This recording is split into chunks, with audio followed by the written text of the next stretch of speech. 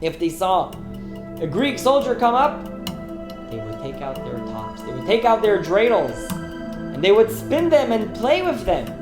And when the guard would come in and say, "Hey, what are you guys doing over here?" they would say, "Oh, we're just playing. We're just having a good time."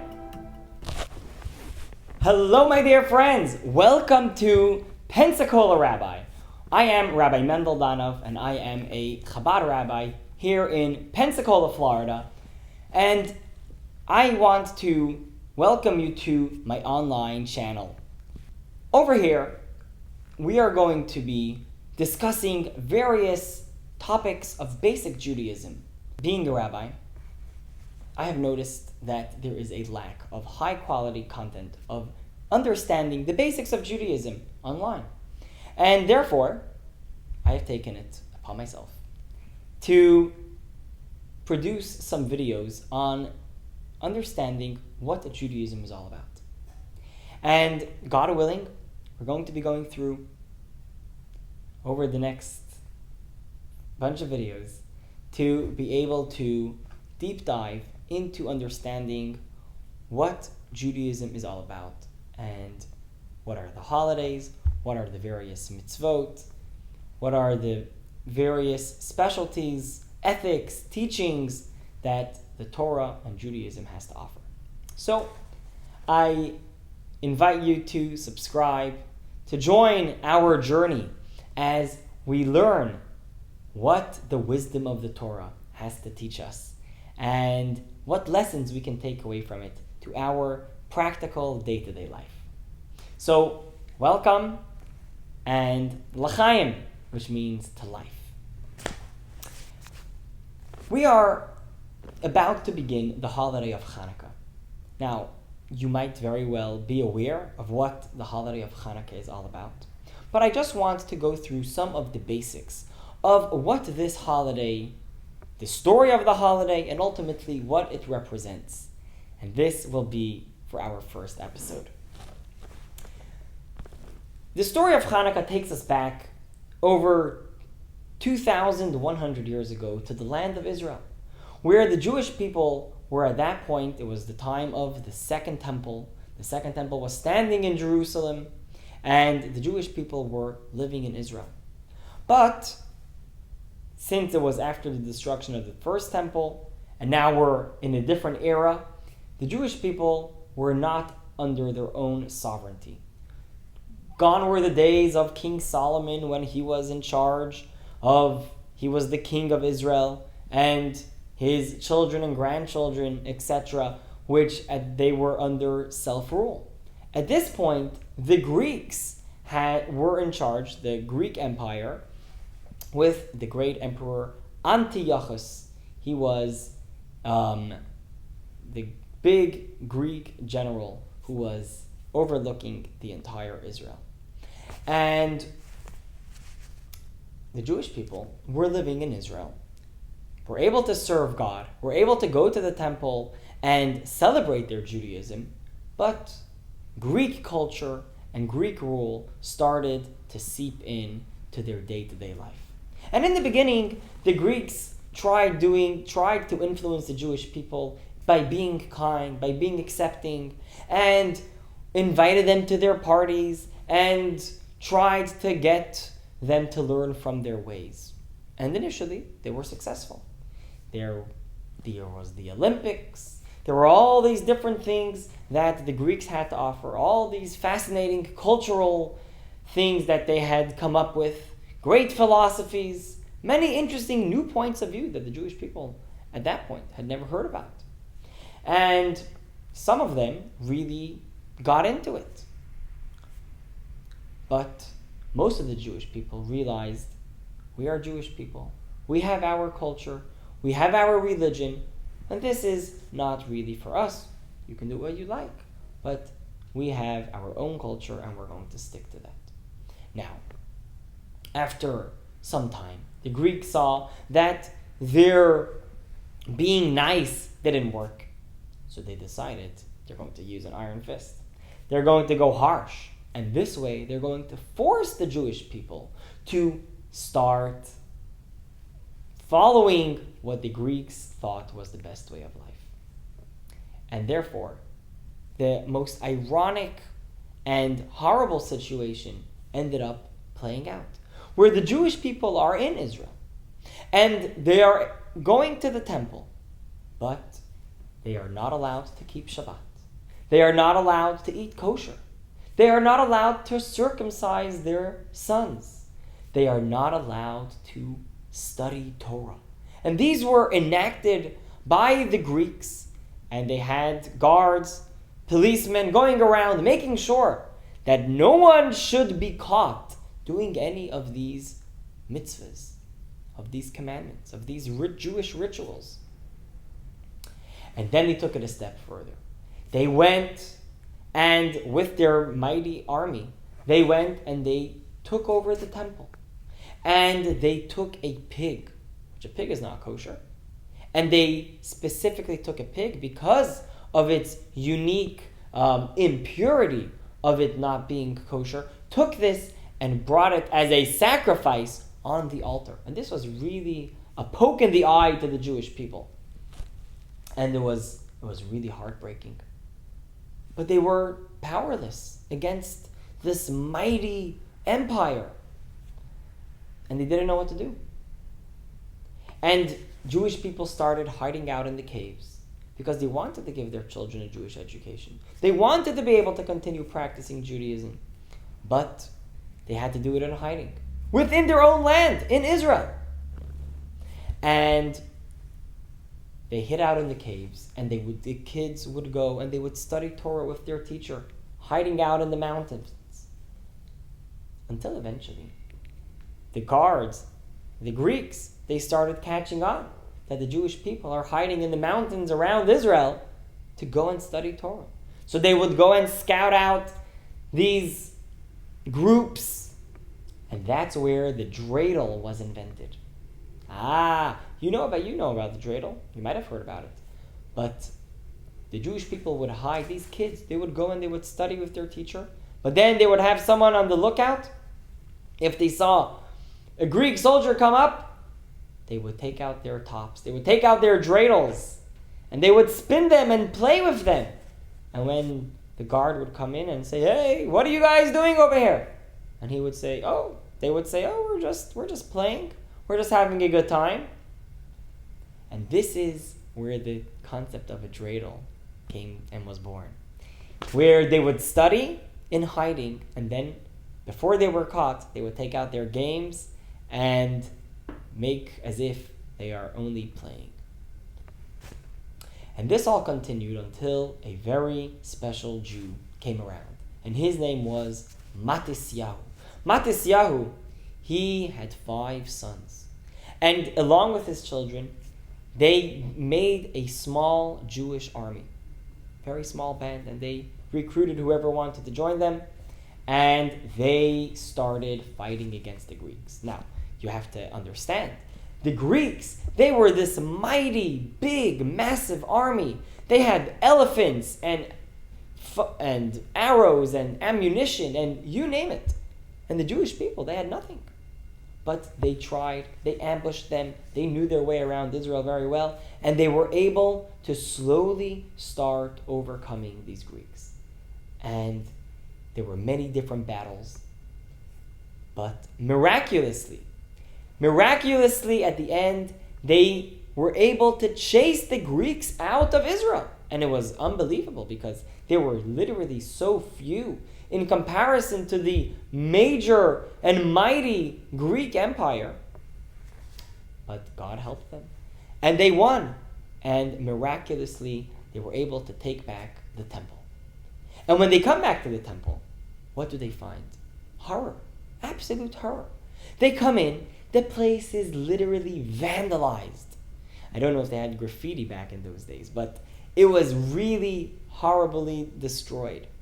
And they find this big pig on the altar, and the place is absolutely decimated. So they have to start a full cleanup, and they have to fix up the entire temple. And then comes the break in the story, which we all know, where they finally were able to put together a menorah. And it was just a simple menorah because the golden, beautiful menorah of the temple, that was stolen by the Greeks. And they put together just a simple brass menorah, but now they wanted to light it. And here comes an important detail that sometimes people miss, which is that the oil that was used to light the menorah. So first of all, the menorah was lit in the temple every single day. Every single evening, the menorah was lit and would burn through the night till the morning, and then even throughout the day. And this was a mitzvah. This was a commandment that God tells us in the Torah that we should light the menorah every single evening till morning. And there was special oil, pure oil. Purity is not something clean or dirty. Purity is a special level of cleanliness, but it's a spiritual cleanliness.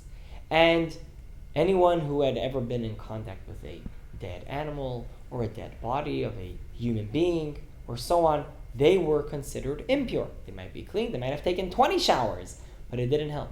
They were considered impure.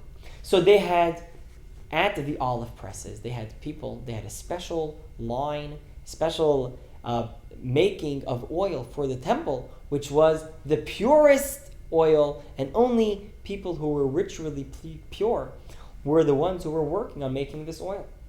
So they had these special pitchers, these special flasks of oil, and they would seal them. The high priest, the Kohen Gadol, had a special seal that he would seal on these pitchers of oil, and each one was enough for one day.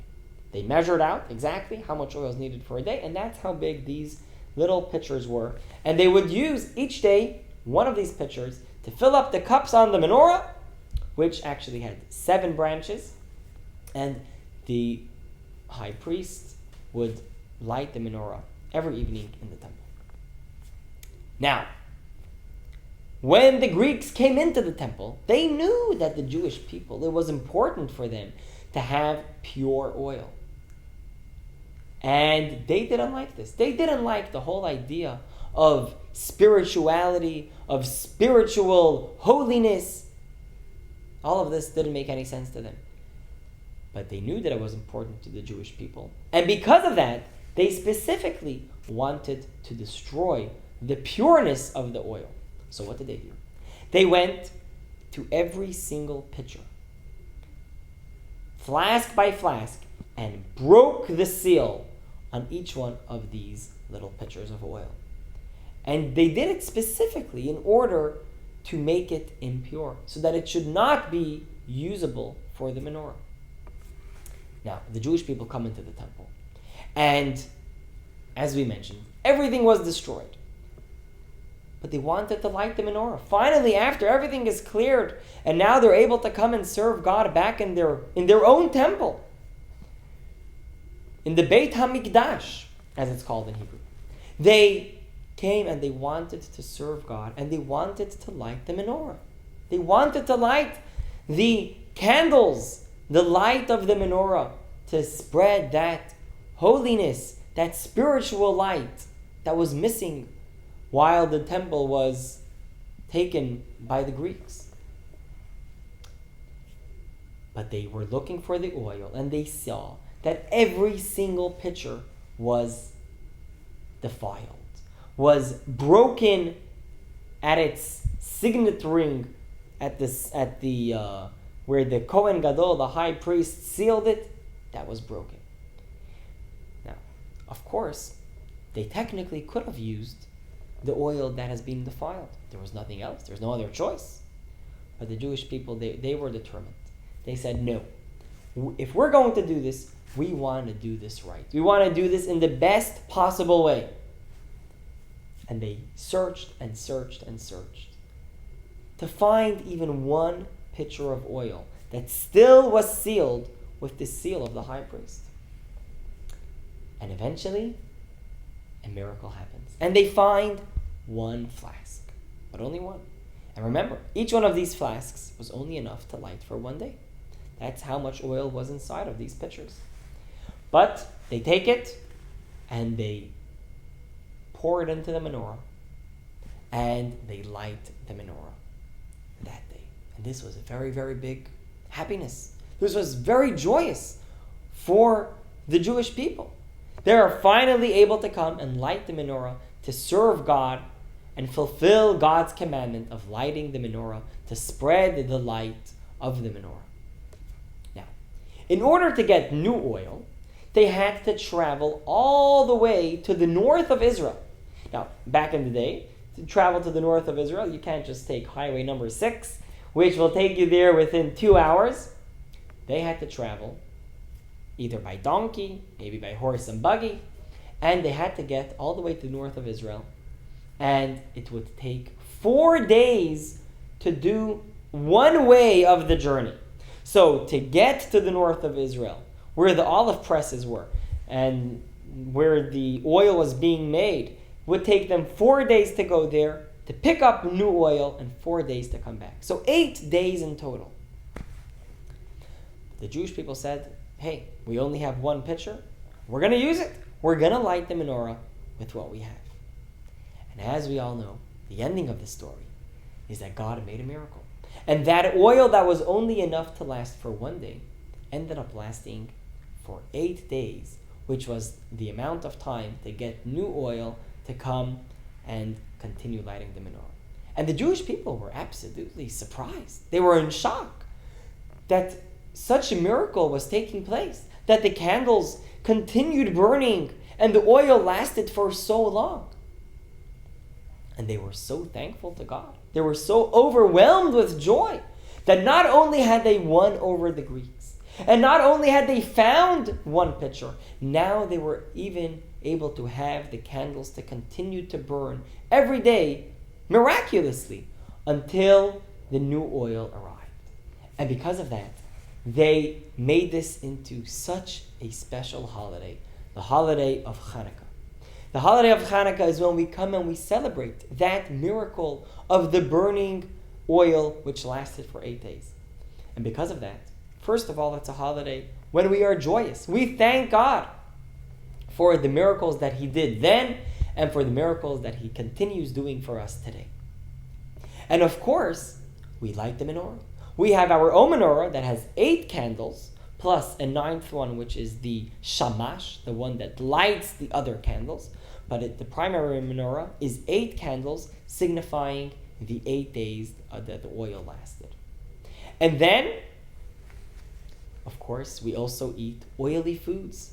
We continue celebrating that miracle of the oil. We eat oily foods, so we eat latkes, which are like potato deep fried in oils, like almost like hash browns. And we have donuts, the special Chanukah donuts that are filled with either jelly or custard or chocolate or whatever else that you might enjoy. And this has been going on for the past 2,100 years.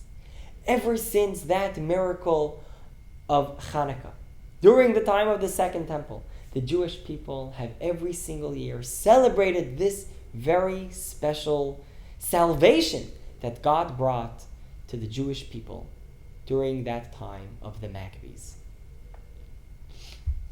That's the basic story of Chanukah. You might be familiar with many of these details, with many parts of the story. But I want to take it maybe a little bit of a step further, to get into a little bit of a deeper understanding of what Chanukah is about. As we mentioned earlier, the Greeks, they did not appreciate the spirituality, the holiness that the oil which was sealed by the high priest to be totally pure. That's something which they didn't like. And the truth is that if we zoom out a little bit, we will actually see that there is a full rivalry going on over here between the Greeks and the Jewish people on this concept. You see, the Greeks, they were smart people. There's great Greek philosophy, still being studied till today. They were very smart, and they enjoyed to study.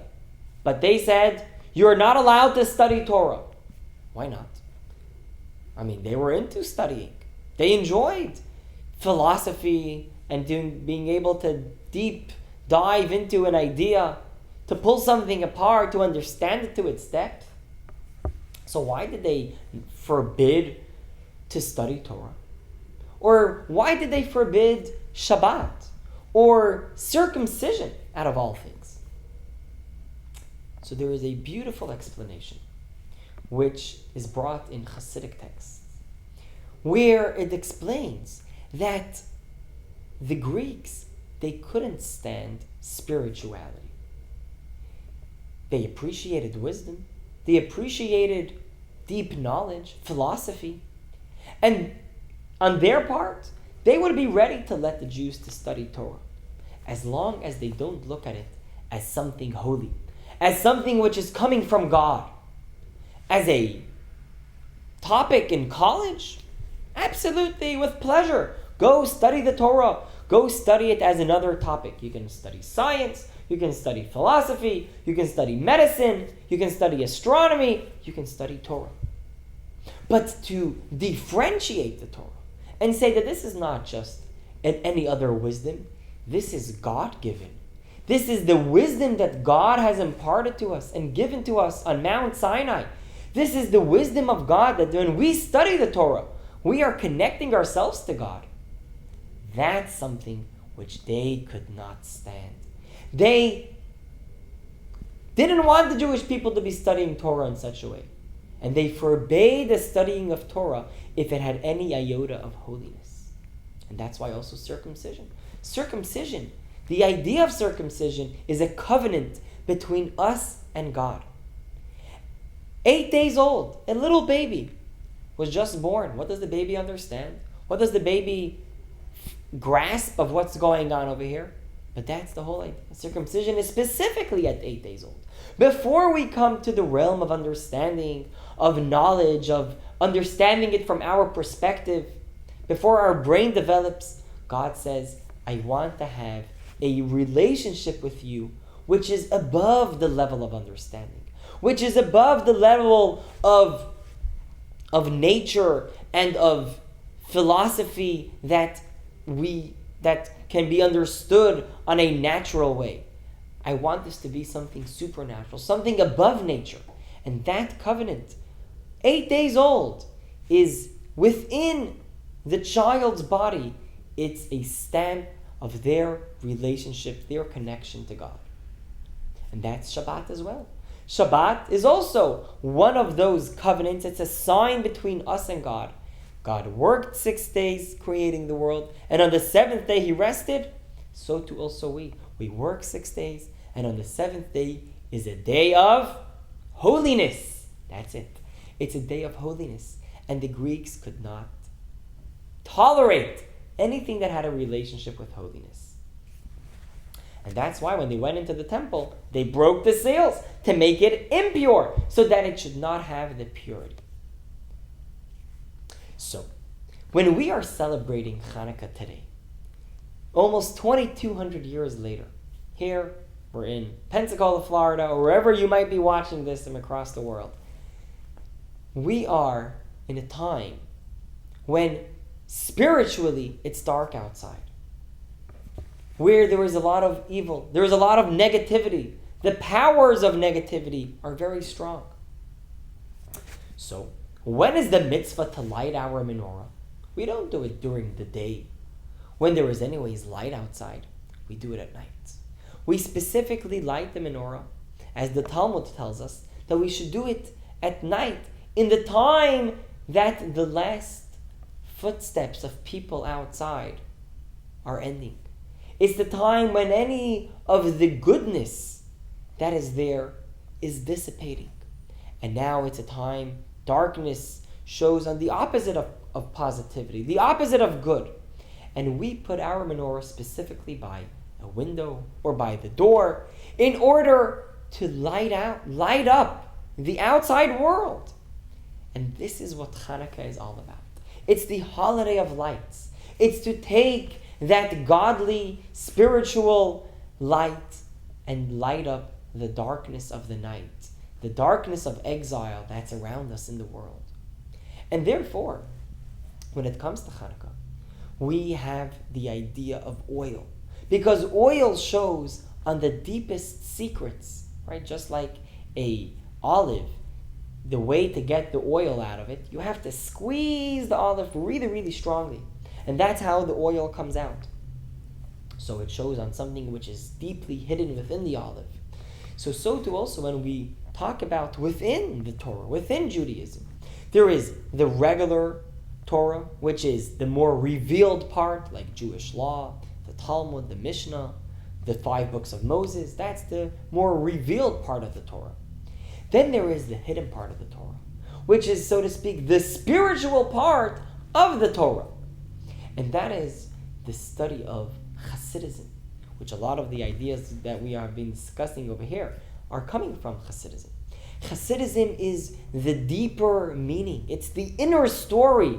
It's the hidden part of the Torah. And it's the underlying energy that is throughout all the revealed parts of the Torah. So you can go through Chanukah and you can light your menorah and you can eat some donuts, but maybe you might miss the underlying part, the deeper meaning, the deeper aspect of what Chanukah is all about. And Chanukah, we need to reveal the oil, the hidden part of Chanukah, and we have to bring that out into the open. So, my dear friends, as we come to celebrate Chanukah, take a moment to find that light, the light of the Torah. Let it light up your day. Let it light up your life. Take an extra few moments to study something from Torah.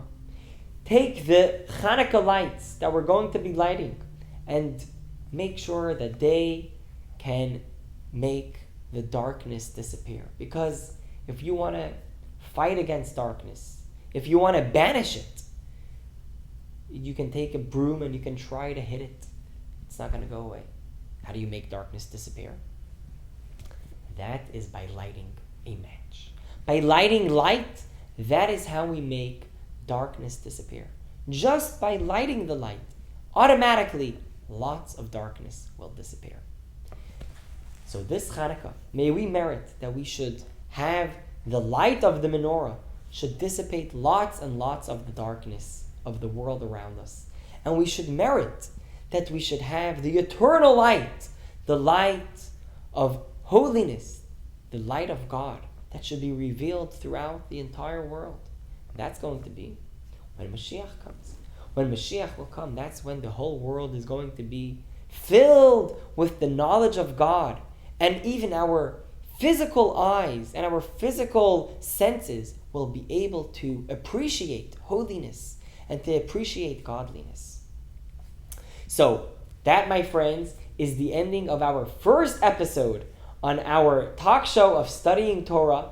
And this is Rabbi Mendel Danow at Pensacola Rabbi. Subscribe so that you don't miss any of the upcoming episodes of studying Torah, getting a deeper glimpse into what Judaism is all about and how we can take practical lessons into our day-to-day lives. L'chaim!